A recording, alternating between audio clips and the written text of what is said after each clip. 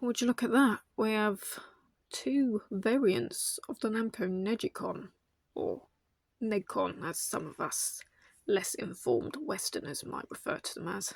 neGcons. Yeah, we have two Namco neGcon control pads for the Sony PlayStation 1. We have two different versions. Like I said, we have two different versions because you notice there's a slight difference in the shoulder buttons. Here they are rounded off, whereas on here they are squared off.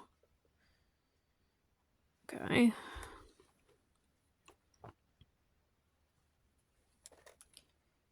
We have a look here. We certainly see that the second one is either, well, I say either more yellowed, or is actually meant to be more of a yellow tone of beige, but I think it's probably a bit more yellow because, as I understand it, these models of the rounded buttons, I think, are the earlier production units. These, I think, were the ones that were manufactured from around, was it about 1994 to 1996? Whereas this version, I think, was perhaps manufactured around about 1997 onwards.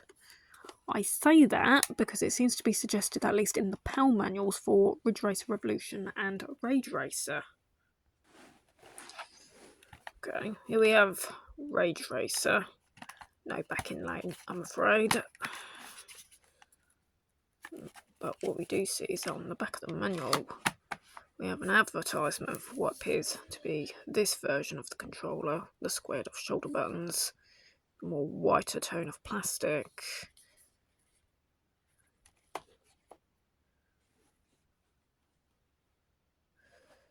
Whereas here we have the earlier Ridge Racer Revolution.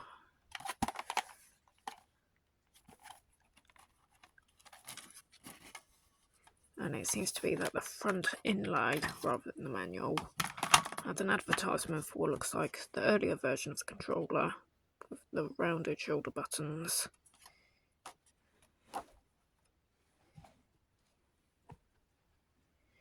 you can see that for yourself.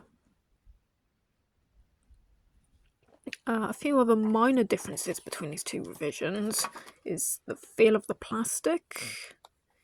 On this version, it feels slightly shiny. You do still have a matte texture. It still has a rough feel to it. But this one, I feel, has maybe like a finer grain to the roughness.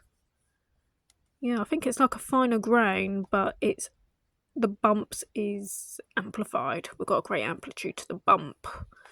Whereas here it's not quite amplified, but it's a larger grain.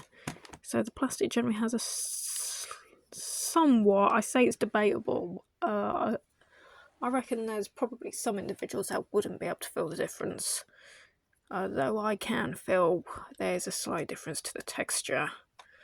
I should also note that the buttons also have a matte feel on the blue buttons on this version, but in here they have a very shiny feel. The plastic reminds me very much of the Microsoft Sidewinder gamepad. They had the very similar feeling buttons. Even it's got that kind of clickiness to it.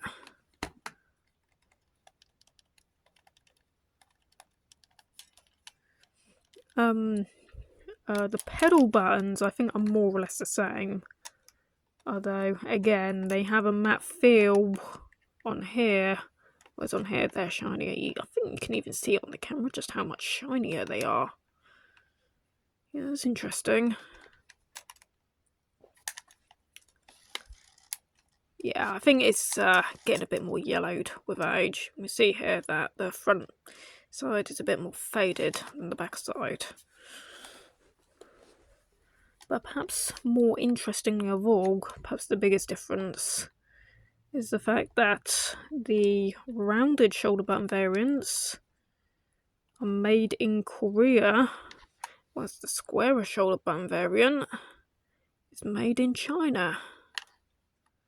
They're both Namco Limited, MPC 101, patents pending, made in Korea or made in China.